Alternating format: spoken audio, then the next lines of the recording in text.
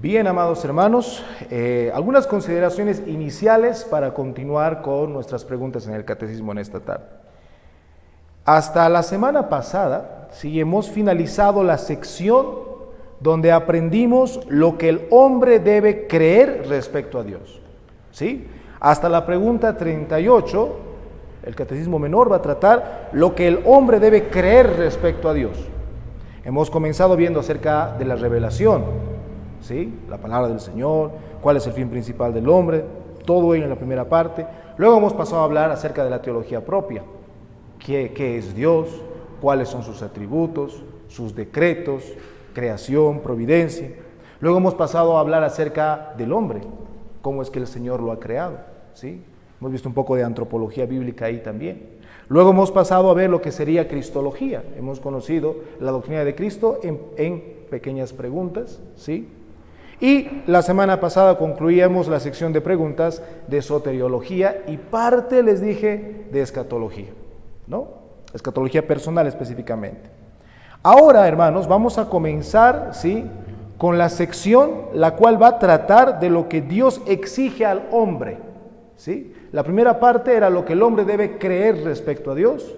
Ahora vamos a comenzar la sección la cual va a tratar de lo que Dios exige al hombre como deber, ¿sí? Lo que Dios exige al hombre como deber. Y vamos a continuar desde la pregunta 39 y comienza con esa pregunta. Si ustedes me acompañan a la pregunta 39 de nuestro catecismo menor, dice: ¿cuál es el deber que Dios exige al hombre? ¿Cuál es el deber que Dios exige al hombre? Hermano Bernardo, por favor, si es que pudiera leer la respuesta. El deber que Dios requiere al hombre es la obediencia a su voluntad revelada. Bien, perfecto. Entonces, a partir de acá, una vez más, vamos a ver lo que Dios va a exigir al hombre como deber. La pregunta es clara y la respuesta es bastante sencilla. ¿Cuál es el deber que Dios exige al hombre? El deber que Dios exige al hombre es la obediencia a su voluntad revelada. Bien, vayamos paso a paso. Una cuestionante: ¿por qué el hombre debe obedecer a Dios? O sea, aquellos que estamos en la fe, claramente respondemos fácilmente, ¿no es cierto? Pero como vamos a ver, ¿sí?, lo que el Señor dice para con las personas no es solamente para los creyentes, sino es para todos. Por eso dice el deber, ¿sí?, que Dios exige al hombre en general, no a los creyentes simplemente, sino al hombre en general.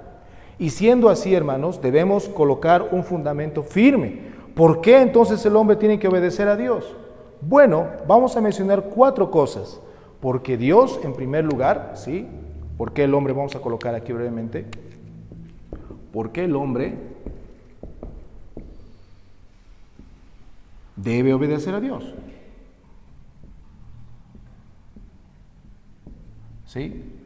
¿Por qué el hombre debe obedecer a Dios? Bueno, 4 cosas, y acuérdense siempre de esto, hermanos. En primer lugar, porque Dios es su creador, ¿sí? Dios es su creador. Por ejemplo, hermana Ruth, si puede buscar por favor el Salmo 95:6. El Salmo 95:6. Y si puedes dar lectura, por favor, hermana. Salmo 95:6. Venid, adoremos y postrémonos, arrodillémonos delante de Jehová nuestro Hacedor. Bien, es el Señor nuestro Hacedor. Él es el que nos ha creado. Entonces, la primera razón por qué el hombre tiene que obedecer a Dios es ¿por qué?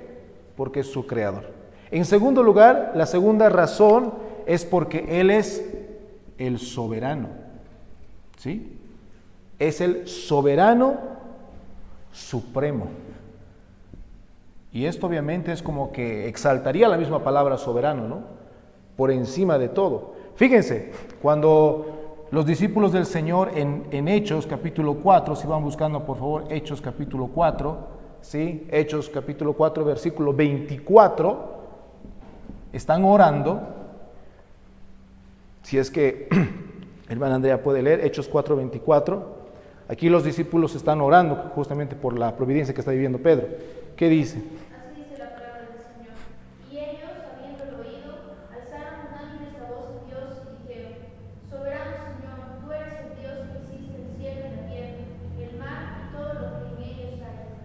esa porción, ¿sí? Podemos ver esa declaración tan importante que, ¿por qué debemos obedecer a Dios? Porque Él es el creador y Él es el soberano de toda la creación, ¿sí? Pero no solamente Él es el creador y el soberano supremo, sino que también es el benefactor. Ya que ninguna gracia, incluso la gracia común que los impíos viven, proviene de la nada, proviene de Dios. Él es el benefactor. Hermano Sergio, por favor, Salmos capítulo 65, versículos 9 al 13. Salmos 65, versículos 9 al 13. Así dice la palabra del Señor. Visitas la tierra y la hieres, en gran manera la enriqueces. Con el río de Dios lleno de aguas, preparas el grano de ellos cuando así la dispones. Haces que se empapen sus surcos, haces descender sus canales, la ablandas con lluvias, bendices sus renuevos. Tú coronas el año con tus bienes y tus nubes destilan grosura. Destilan sobre los pastizales del desierto y los collados se ciñen de alegría. Se visten de manadas los llanos y los valles se cubren de grano. Dan voces de júbilo y aún cantan. Más allá, gracias hermano, más allá de que veamos esto como una hermosa composición de poesía, es la realidad. ¿Por qué llueve? ¿Por qué son las temporadas? ¿Sí? A tal punto que si no llueve, el hombre empieza a gritar, ¿no? ¿Y ahora qué hacemos? Pero el Señor es el benefactor, es el que nos sostiene, ¿sí? Y en cuarto lugar, hermanos, no se olviden esto más, y esto es muy hermoso, porque Él es el Rey, ¿sí?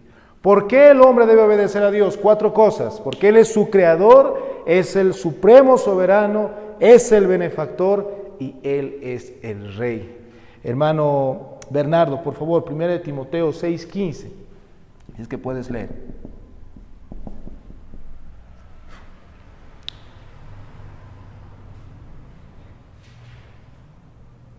Así dice la palabra del Señor, la cual a su tiempo mostrará al bienaventurado y solo soberano, Rey de reyes y Señor de señores. Bien, este pasaje es muy hermoso, porque nos habla del Señor como Rey de reyes y Señor de señores. Bien, entonces, ¿quién es reconocido como creador, soberano, benefactor y rey? El Dios que se revela en las Escrituras, y solamente Él. Entonces, ¿por qué el hombre tiene que obedecerle? Estas 4 cosas. Entonces, cuando tú puedas conversar con alguna persona incrédula, ¿sí? Tú puedes compartirle acerca de la obediencia a Dios con estos 4 puntos, ¿sí? Pero bien, por eso el hombre tiene que obedecer a Dios. Ahora, yéndonos más ya ahora a nuestra pregunta, creo que con eso podemos dejar en claro de que por qué el hombre tiene que obedecer a Dios. Yéndonos ya a nuestra pregunta que dice, ¿cuál es el deber, sí, que Dios exige al hombre?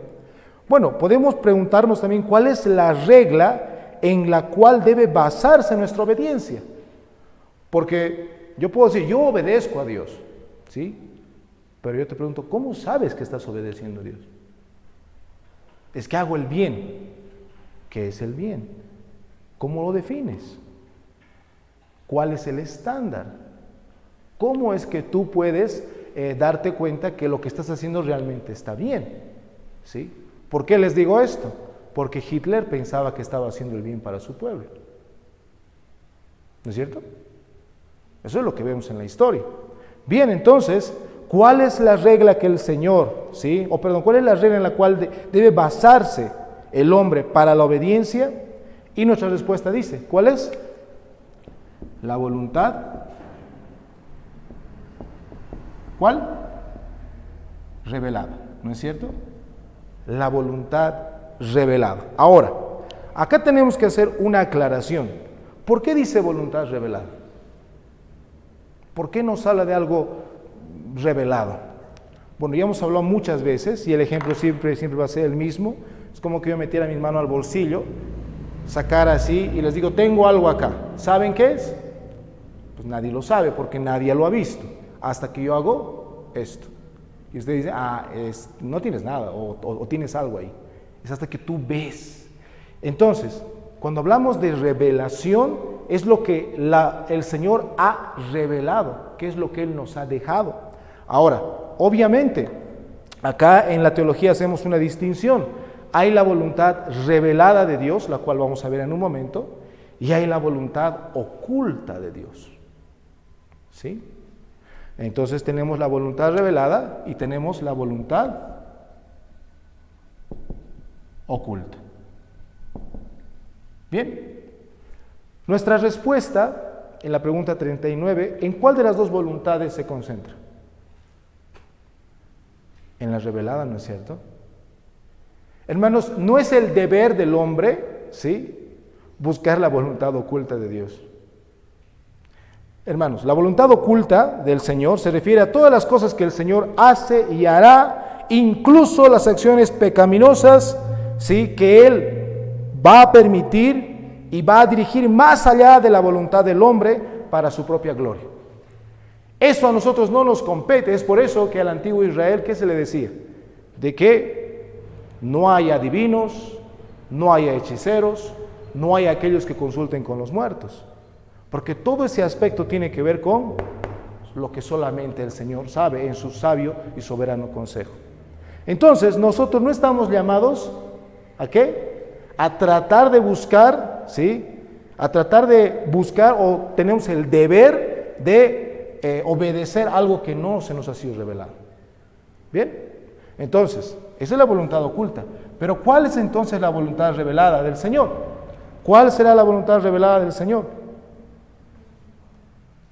¿Alguien? La palabra del Señor. ¿Sí? La palabra del Señor. Eso es. ¿Sí? Esa es la voluntad revelada del Señor, es su palabra. Por ejemplo, vamos a buscar, por favor acompáñenme a Miqueas capítulo 6, versículo 8. Miqueas capítulo 6, versículo 8. Y dice la palabra del Señor así: oh hombre, Él te ha declarado lo que es bueno. Bien, ¿quién muestra lo que es bueno? El Señor, ¿no es cierto? Él te ha declarado lo que es bueno. ¿Y qué pide Jehová de ti? Solamente hacer justicia y amar misericordia y humillarte ante tu Dios. ¿Sí? Él te ha declarado. Esto es bien importante entender, hermanos, ¿sí? Porque aquí vamos a entender esta palabra declarado, ¿sí?, como aquello que el Señor nos ha mostrado, como aquello que nos ha manifestado, nos ha anunciado. ¿Y qué es lo que el Señor nos ha anunciado? Pues su palabra, ¿sí? Su palabra. Bien. Ahora, hasta acá, esta pregunta es bastante cortita, ¿sí? Bastante cortita. Entonces, ¿cuál es el deber nuestro como hombres? ¿Qué debemos obedecer? ¿A la voluntad oculta? No, a la voluntad revelada. Entonces no nos equivoquemos. Cuando a veces, por ejemplo, nos preguntamos acerca de la voluntad de Dios, a veces las personas quieren venirse a la voluntad oculta, ¿no? ¿Con quién me voy a casar? ¿Qué va a pasar más adelante conmigo? ¿No es cierto? Eso no nos compete. Eso el Señor mismo lo va a ir desenvolviendo, podríamos decirlo así, en la historia de nuestras vidas, según su santo consejo, ¿sí? Pero lo que sí nosotros podemos consultar es a la palabra del Señor, a la voluntad revelada, lo que el Señor nos dice en su palabra. Bien, esa sería la pregunta 39, entonces, en palabras simples. Pregunta 40, hermanos. Hemos hablado de la revelación y tiene que ver mucho con eso, ¿sí? Pero nos vamos a concentrar en un punto específico. Pregunta 40 dice: ¿qué reveló Dios primero al hombre como norma de obediencia? ¿Qué reveló Dios primero al hombre como norma de obediencia? Hermano Sergio, estás con catecismo, ¿puedes leer, por favor? La regla que Dios reveló primero al hombre fue la ley moral. Bien. Bueno, parece bien puntual, ¿no es cierto? Gracias, hermano, pero tenemos que ir desenvolviéndolo poco a poco. Dice, ¿cuál es la norma? ¿Sí? ¿Cuál es esa? ¿Qué reveló Dios primero al hombre como norma de obediencia? Bueno, la norma que Dios reveló primero al hombre para su obediencia, dice que ha sido la ley moral. Ahora, ¿han notado la respuesta? ¿Sí? Y la pregunta también. ¿Qué reveló Dios? ¿Qué dice? Primero. Y esa parte, esa palabra está puesta ahí, no accidentalmente, sino para que analicemos cuándo. Entonces, ¿dónde fue revelada al hombre la ley moral por una primera vez? ¿Dónde? En el Edén, ¿sí? En aquello que nosotros conocemos como el pacto de obras, ¿sí? En aquello que ya hemos estudiado y hemos visto. ¿Por qué entendemos de esta forma? Porque es cuando el Señor, cuando crea al hombre con esa obediencia natural, sin la cual no había galardón, ¿sí? Pero luego le muestra la obediencia al pacto, que sea el pacto de obras, el cual sí tenía galardón. Y siempre decimos, ¿no? ¿Cuál es la naturaleza del pacto de obras? Obedece y vivirás. ¿No es cierto? Entonces, la primera vez que el Señor revela, ¿sí?, su ley moral, ¿dónde es? A nuestros primeros padres. Si ustedes me acompañan, por ejemplo, a Romanos 10:5, vamos a leer Romanos capítulo 10, versículo 5. Romanos 10:5 dice, porque de la justicia que es por la ley, Moisés escribe así, el hombre que haga estas cosas, vivirá por ellas, ¿no? Si haces esto, vas a vivir. Y esa es la terminología que hemos utilizado en la teología del pacto, ¿no es cierto? Que es el pacto de obras, obediencia y galardón, el cual obviamente ya sabemos cuál ha sido el resultado. Ahora, ¿cómo corroboramos, hermanos? Esto es importante. ¿Cómo corroboramos que esto realmente es así?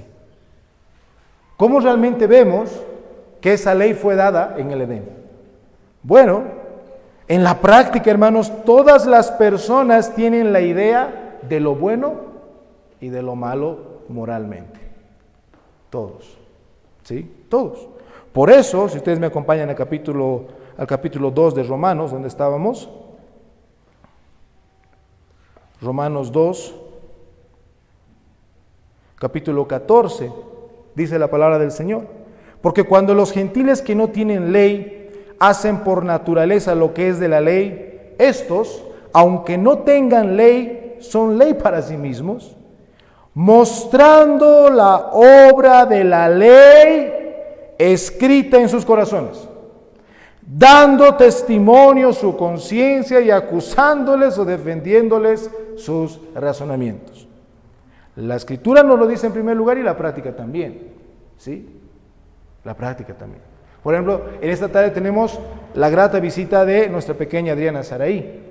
Ella, su mamá nos puede corroborar eso, ella, de la nada, ¿sí?, poco a poco, sabe que esto está bien, sabe que esto está mal, y uno dice, ¿de dónde ha aprendido? ¿De dónde sabe? Bueno, la Escritura dice que el Señor ha sellado su ley en nuestros corazones. ¿Y eso cuándo? Claramente porque nosotros somos descendientes de los primeros padres que el Señor ha creado, Adán y Eva. ¿Bien? Entonces, esa ley moral, hermanos, y esto es importantísimo para entender, ¿sí? Porque si nosotros llevamos simplemente la ley moral directamente, antes de ir al Edén, antes de ver la protología, como siempre les hablo, y nos vamos directamente al Sinaí, vamos a cometer un gran error, ¿sí? ¿Por qué? Ahorita lo vamos a ver, ¿sí? Entonces, repasando hasta aquí, ¿dónde fue revelada por primera vez la ley moral? ¿Dónde?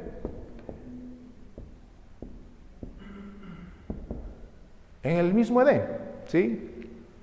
En el corazón, incluso podríamos decir, o sea, yo lo coloco así porque es el momento cuando encontramos en las Escrituras, cuando el Señor le dice, no de este fruto, porque si haces pasa esto. Pero nunca olvidemos, hermanos, que el hombre ha sido creado ya en el pacto, ¿sí? Él no es que estaba fuera del pacto y luego recién el Señor lo pone en un pacto. No, el hombre ya fue creado en ese estado. Bien, para aclarar. Ahora, ¿cómo corroboramos que esto fue así a nuestros primeros padres? ¿Por qué? ¿Por qué hemos dicho? Porque el hombre, ¿sí? Nosotros mismos en la práctica, ¿sí? Tenemos esa idea de qué está bien y qué está mal. ¿Sí? Qué está bien y qué está mal. Hemos leído también Romanos capítulo 2, versículo 5. Ahora, además de la ley moral, ¿existirán, hermanos, otras leyes que Dios haya dado al hombre? Sí. Vemos en el Antiguo Testamento, por ejemplo, leyes ceremoniales, leyes nacionales, que fueron obligatorias, ¿sí?, para el pueblo de Dios hasta el tiempo de reformar las cosas. Y eso es muy, muy, muy, muy importante, ¿sí? Muy importante. Por eso les decía, si nosotros vamos a llevar la ley moral simplemente y directamente a Éxodo 20 o Deuteronomio 6, ¿sí?, y no vamos a ver más antes, vamos a caer en el gravísimo error que la ley pues ahora ya no está vigente. Porque ayudaba a Moisés, ¿no es cierto? Esa es la conclusión que muchos hermanos llegan. Pero por eso les digo, ¿cuáles son las otras leyes que el Señor ha dado? Claro, ha dado la ley civil y la ley ceremonial, las cuales han sido prácticamente la ley civil ha sido temporal para la teocracia de Israel, ¿no es cierto? Y la ley ceremonial, ¿cuándo finaliza? Cuando el Cordero de Dios, que quita el pecado del mundo, viene, ¿sí? Y el velo del templo dice que se parte de arriba hacia abajo. Bien, entonces hay esas otras leyes que claramente el Señor no las ha abolido, sino que las ha cumplido prácticamente, ¿sí? 4. Siendo dada la ley moral, hermanos, allá en el Edén, ¿qué fue lo que el Señor dio a Moisés en el Sinaí? Una vez más, siendo dada la ley moral en el Edén, ¿sí?, o en la creación misma del hombre, ¿qué fue lo que el Señor dio a Moisés en el Sinaí? O sea, en el evento cuando el Señor entrega los mandamientos. ¿Qué es lo que le ha dado? A eso, hermanos, los teólogos han llamado como la republicación del pacto de obras. Y esto quiero que me entiendan muy bien, ¿sí? ¿Qué significa? Porque este término está muy mal comprendido.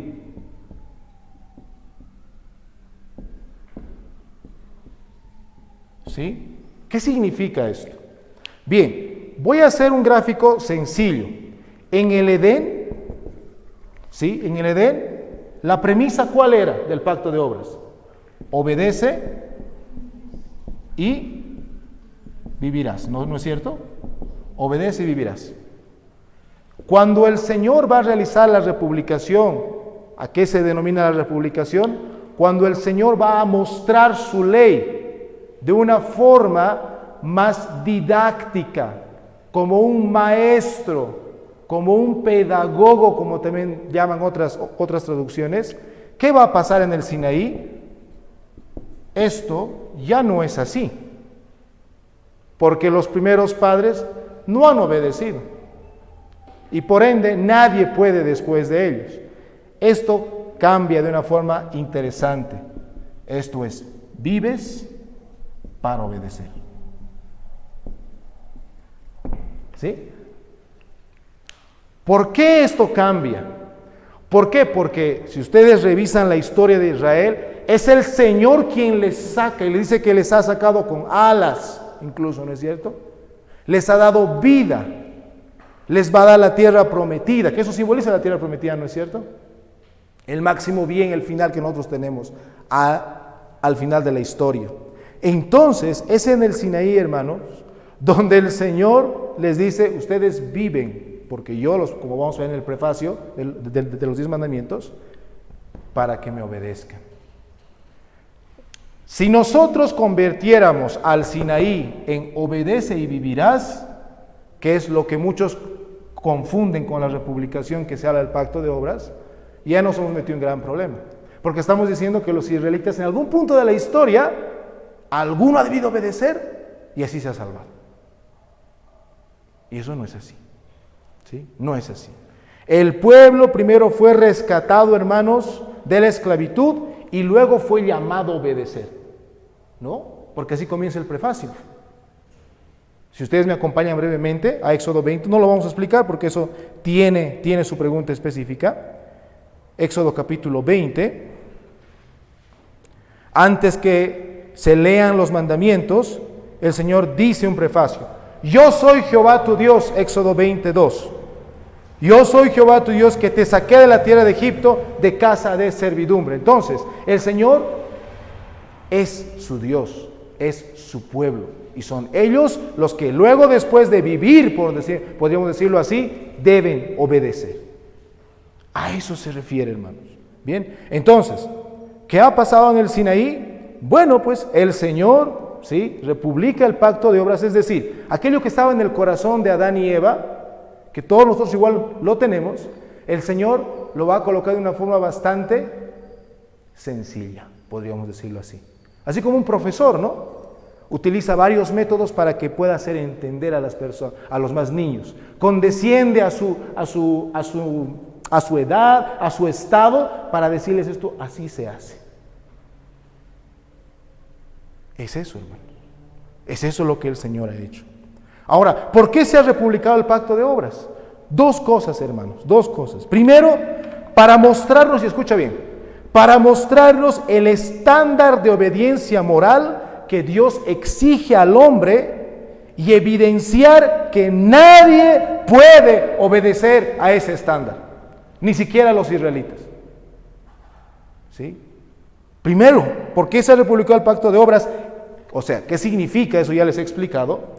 Para mostrarnos el estándar de obediencia moral que Dios exige al hombre y así evidenciar tanto al pueblo de Israel como a nosotros que nadie puede obedecer ese estándar. Si ustedes me acompañan a Romanos 3:19 y le vamos a pedir a nuestra hermana Nair que pueda leer Romanos 3:19, por favor.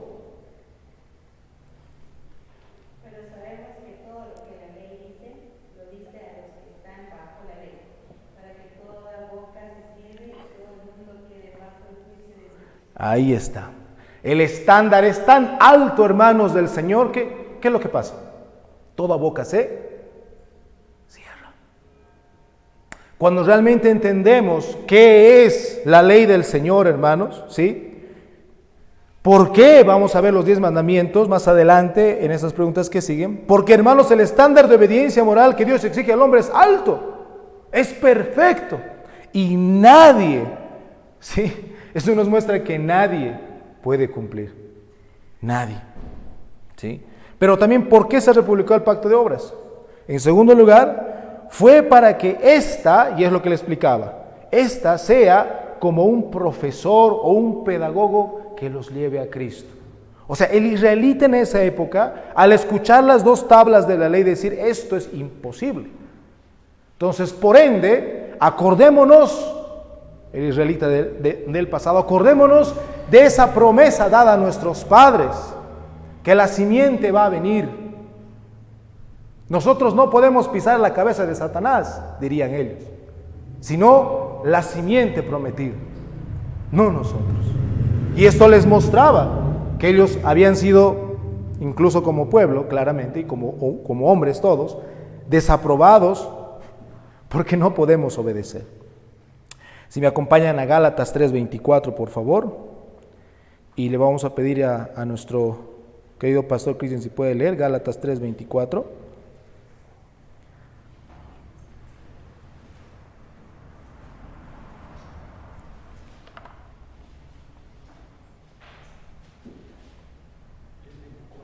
Sí, pastor.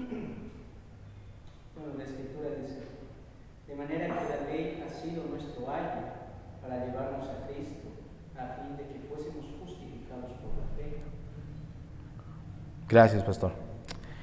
Ayo, esa palabra, hermanos, significa, ¿sí?, un pedagogo, un profesor de escuela, un profesor que va a enseñar a los niños, ¿sí?, poco a poco.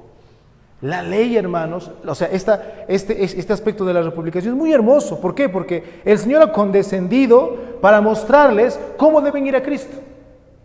¿Sí? En palabras así, en los 10 mandamientos, cómo ellos no pueden cumplir y tienen que ir a Cristo. Entonces, es eso, hermanos. Ahora, entonces, y aquí está lo más hermoso. Entonces, ¿sigue siendo la ley moral la regla de obediencia en la actualidad? Claro que sí. Porque ¿dónde fue dada? ¿Sí? Por eso cuando muchos hablan de la ley moral y solamente los 10 mandamientos directamente, claro, pues muchos dicen, no, eso ha sido con Moisés en el Sinaí, por ende, entonces ya no es para nosotros. Pero no nos equivoquemos. No nos equivoquemos. ¿Sí? Esto es importante tomar en cuenta. Claro que sí, sigue siendo vigente para nosotros. ¿Por qué? Porque en primer lugar, su entrega fue a toda la humanidad. ¿Sí? Adán, mis queridos hermanos, Adán, la palabra hebrea Adam significa humanidad. ¿Sí?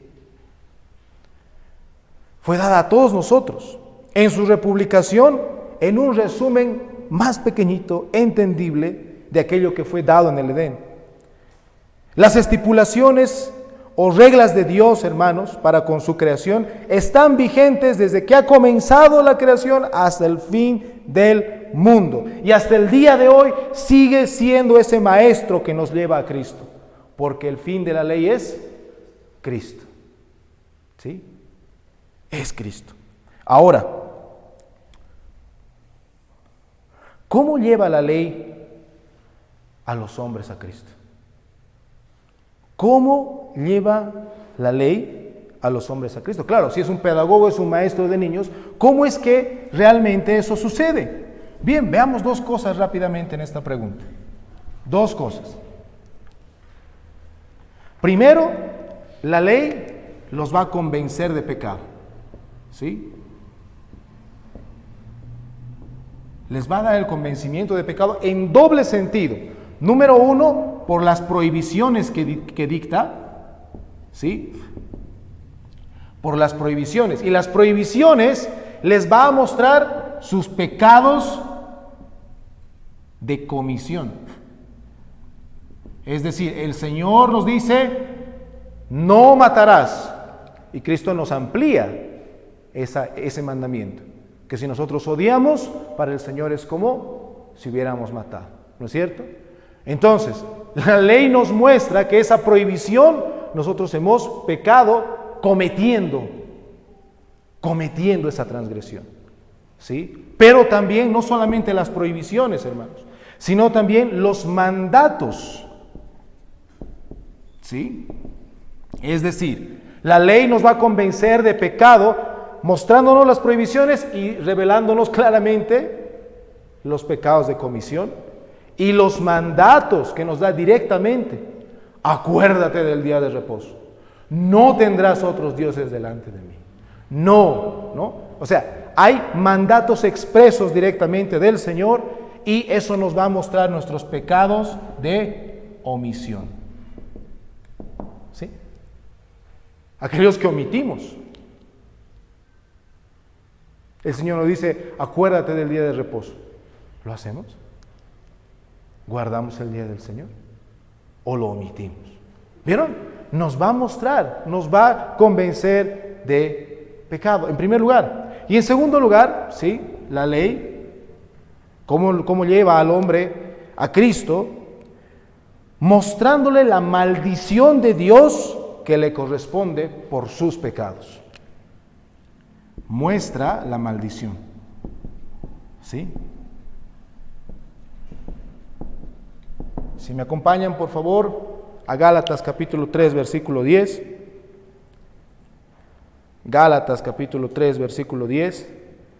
Dice la palabra del Señor: porque todos los que dependen de las obras de la ley están bajo maldición, pues escrito está: maldito todo aquel que no permaneciere en todas las cosas escritas en el libro de la ley para hacerlas. Es decir, cuando el Señor, por medio de su Santo Espíritu, debemos mencionarlo, porque esto solamente sucede no porque el hombre quiera, sino porque el Santo Espíritu del Señor va a obrar, como ya hemos visto en preguntas anteriores. Y eso, se han dado cuenta, es muy hermoso, porque el catecismo nos va a mostrar la doctrina de la salvación y luego nos va a mostrar los mandamientos. ¿Sí? O sea, somos vivificados por el Espíritu, ¿sí? Y ahí podemos recién entender esto. Convencimiento de pecado, y también nos muestra cuál es el resultado de nuestros pecados, que es la maldición, hermanos. Y esto solamente es grave ¿para quién? Para aquel que ha obrado el Espíritu Santo en su corazón. Porque si a una persona tú le dices esto, que realmente el Señor no ha obrado, pues le da igual, ¿no es cierto? Le hablas de la maldición y no entiende qué es eso, pese que le expliques, ¿no? Pero ese es el fin de la ley, Cristo. Así lleva la ley a los pecadores a los pies de Cristo, ¿sí? Ahora, cuando los hombres, hermanos, son llevados a los pies de Cristo, ¿sí? Después que la ley cumple su función de llevarlos a los pies de Cristo, ¿será que la ley, ¿sí?, esta ley moral que ha sido revelada, ¿será que esta ley moral sigue vigente para el cristiano o no? ¿O será que lo lleva a Cristo, lo deja y después se va? No, ¿verdad? No puede ser posible. Sí, claro que sí, sigue siendo útil para el cristiano. ¿Por qué? Porque así como en la republicación del pacto de obras, nosotros vivimos por los méritos de Cristo para obedecer. ¿Sí? Para obedecer. Ahora, vivimos, hermanos, porque somos unidos a Cristo. Y obedecemos porque son los mandatos, y escuche bien esto, son los mandatos de nuestro Creador, nuestro soberano, nuestro benefactor y Rey. ¿Sí? Ahora, unas cuantas preguntas aplicativas aquí. ¿Comprendes la importancia de la ley ahora? Tal vez como cristiano muchas veces lo hemos dejado de lado. ¿Sí? Pasa, hermanos, sucede eso. Ahora quiero preguntarte, ¿recuerdas cómo el Señor te ha llevado por medio de su ley a los pies de Cristo? Y esta pregunta es importante. Porque si tú no has sido llevado por la ley a los pies de Cristo, ¿sí?, debes ponerte a pensar, ¿cómo entonces has sido? Si el único pedagogo, si el único ayo, si el único maestro, si es el que es la causalidad, por decir así, del fin que es Cristo, es la ley, ¿cómo entonces tú dices que conoces a Cristo? ¿Cuándo ha sido el día que tú has dicho, ay de mí? Así como el profeta Isaías. Por eso, hermanos, es importante saber este aspecto de la ley. ¿Por qué? Porque si nosotros ignoramos esto, ¿sí?, y andamos diciendo a las personas de que Cristo te ama simplemente, no hemos comunicado nada. Nuestro deber, hermanos, como cristianos, aquellos que ya hemos sido llevados por la ley, hemos sido confrontados con nuestro pecado, ¿sí? Hemos visto que hemos cometido los pecados de comisión y de omisión y nos hemos arrebatado, podríamos decirlo así, por ver la maldición que está sobre nosotros, ¿sí? Y nos ha llevado a Cristo. Ese es el carácter, hermanos, del evangelismo, ¿no es cierto? De llevar a otras personas que se encuentran en ese mismo estado a los pies de Cristo. Pero ¿cómo los vamos a llevar? Mostrándoles la ley del Señor. Que sea su pedagogo, que sea el maestro, ¿sí? Podríamos decirlo así en esas palabras, que los lleve a los pies de Cristo.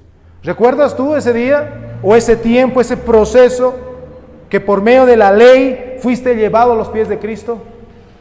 ¿Fuiste confrontado en tu vida? ¿Sí? ¿Por qué? Porque como miembro, ¿sí?, potencial de esta iglesia, tú tienes que estar consciente de esto, ¿sí? No te estás uniendo simplemente para poder pasar un buen tiempo con personas. No es así. Y otra pregunta aplicativa acá, como creyente, ¿cómo ves la ley en tu vida? ¿La observas? Cuando el Señor, por ejemplo, en el día del Señor nos dice, acuérdate del día de reposo para santificarlo, ¿sí? ¿Te acuerdas que Él es tu creador, tu soberano, tu benefactor, tu rey? Él te lo está diciendo. No yo, no cualquier hombre, es la ley del Señor, ¿sí? Entonces el cristiano, obviamente, como vamos a ver en un momento, pues va a estar contento de hacerlo, ¿sí? Bien. Pregunta 41. Estas preguntas son prácticamente preguntas introductorias a lo que ya nuestro amado hermano Sergio nos va a explicar la próxima semana. Pregunta 41. Dice, ¿dónde se encuentra resumida la ley moral? Entonces la ley moral, ¿sí?, tiene un resumen. Miren cuán bueno es el Señor, ¿sí? Cuán condescendiente es el Señor. ¿Cuán condescendiente es el Señor? ¿Dónde se encuentra resumida la ley moral?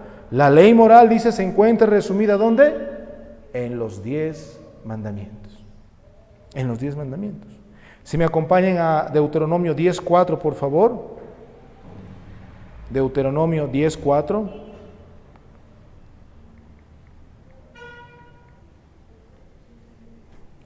Dice la palabra del Señor, y escribió en las tablas, conforme a la primera escritura, los 10 mandamientos, que Jehová os había hablado en el monte, en el medio del fuego, el día de la asamblea, y me las dio Jehová, dice Moisés.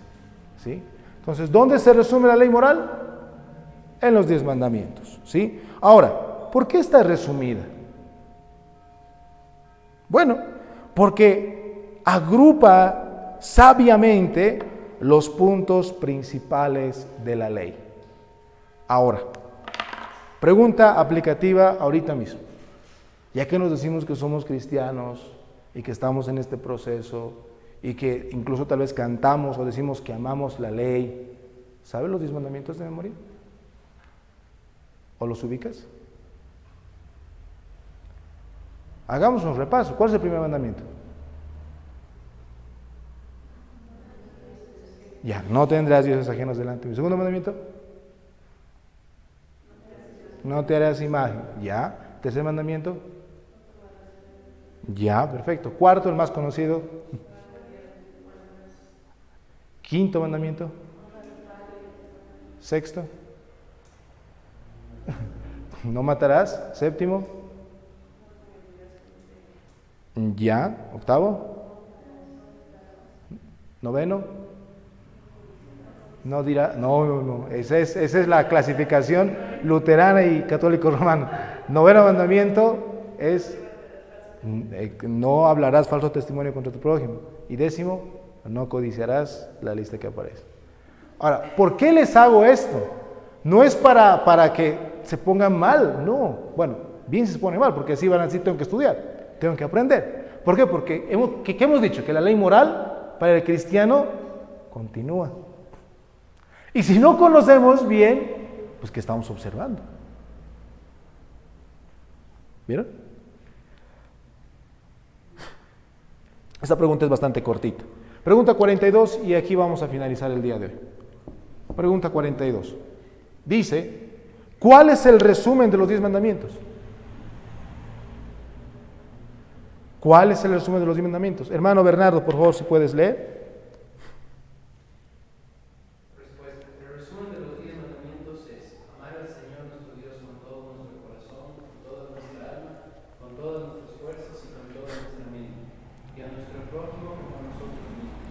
Gracias, hermano. Miren, el Señor es tan condescendiente de que no solamente están resumidos en los 10 mandamientos, sino que Cristo nos presenta otro resumen más pequeño todavía.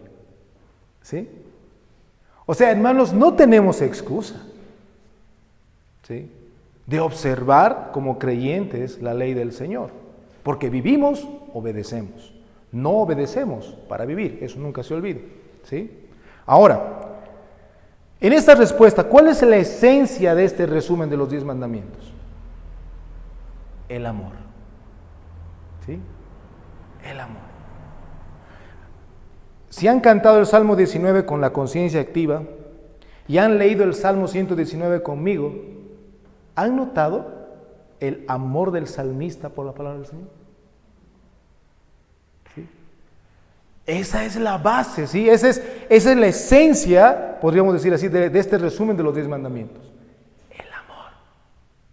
El amor. ¿Sí? ¿Y cómo se clasifica este resumen de los 10 mandamientos? En las 2 tablas, que siempre tal vez las van a escuchar, las 2 tablas. La primera tabla, ¿sí?, va a hacer referencia inmediata a Dios, ¿sí?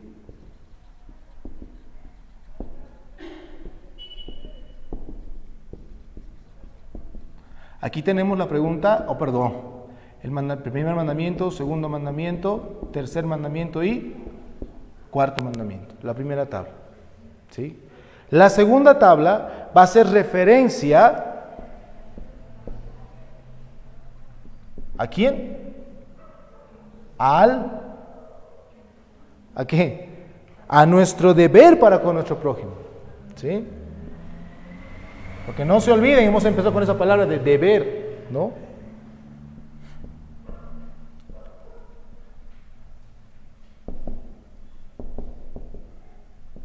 Bien, aquí tenemos otra vez, el quinto mandamiento, el sexto, el séptimo, el octavo, el noveno y el 10º, ¿sí? Ese es el orden de las 2 tablas de la ley, como se las conoce. Entonces, ¿cuál es el resumen de la primera tabla? Escuchen, quiero leer para ustedes lo que el puritano Thomas Vincent, es muy hermoso lo que dice. ¿Qué es amar al Señor con todo el corazón y con toda el alma y con toda la mente y con todas las fuerzas? ¿Qué es? Escuchen. Amar al Señor con todo el corazón, con toda el alma, con toda la mente y con todas las fuerzas implica, escuchen, primero, la supremacía. Supremacía. O sea, cualquier afecto que nosotros tengamos por cualquier cosa creada, al Señor es supremamente más grande. La supremacía, el ardor y la actividad de nuestro amor. Hermanos, el amor no es simplemente decir, yo te amo, Señor. No, sino hay una actividad, hay algo que amerita realmente que eso se ve y se nota que amas al Señor, ¿sí? Dice por eso el ardor y la actividad de nuestro amor, por el cual elegimos al Señor, nos unimos y nos deleitamos en Él como nuestro principal bien, y emplear todas las facultades y poderes del alma y del cuerpo en obediencia por amor. O sea, nuestra obediencia, hermanos, ¿sí?, es realmente basada en ese amor. Le amamos a Él, ¿por qué? Porque Él nos ha amado primero. ¿Y cómo mostramos nuestro amor al Señor? Por medio de la obediencia. Es así, por medio de la obediencia. Bien, ese es el resumen de la primera tabla. Por eso la esencia es el amor. Ahora, ¿quién está capacitado para amar a Dios? Nadie de nosotros ama perfectamente a Dios, de eso estemos seguros. Pero ¿quién está capacitado para amar a Dios? Aquellos en los cuales, y esto acuérdense siempre, ya no tienen un corazón de piedra, sino tienen un corazón de carne que late por el Señor. ¿Sí? ¿Y cuál sería el resumen de la segunda tabla? Y aquí podemos preguntarnos algo interesante: ¿quién es el prójimo? Sé que a veces damos vueltas, ¿no?, en definir quién es el prójimo, pero escucha esto. Vamos a una definición pactual, ¿sí? Hermanos, nosotros, todos los que estamos acá, nos entendemos lo que estamos hablando, ¿no es cierto? ¿Será que si traemos un animal acá nos va a poder entender lo que estamos hablando? ¿Cuál es nuestra diferencia entre ellos y nosotros? Ya, pero algo más específicamente de la creación.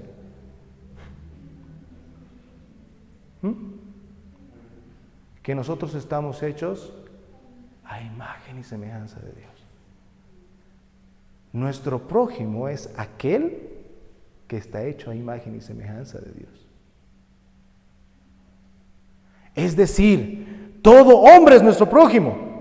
Y por lo tanto estamos obligados a tener un afecto general por todos, porque somos criaturas hechas a imagen y semejanza de Dios. ¿Sí? Ese es nuestro prójimo.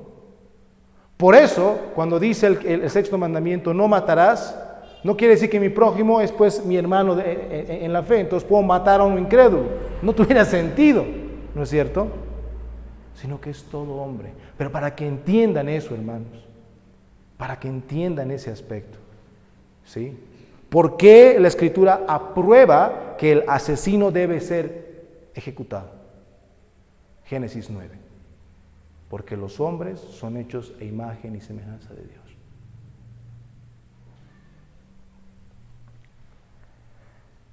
Entonces, ¿qué es amar a nuestro prójimo? Hermanos, amar a nuestro prójimo, ¿sí?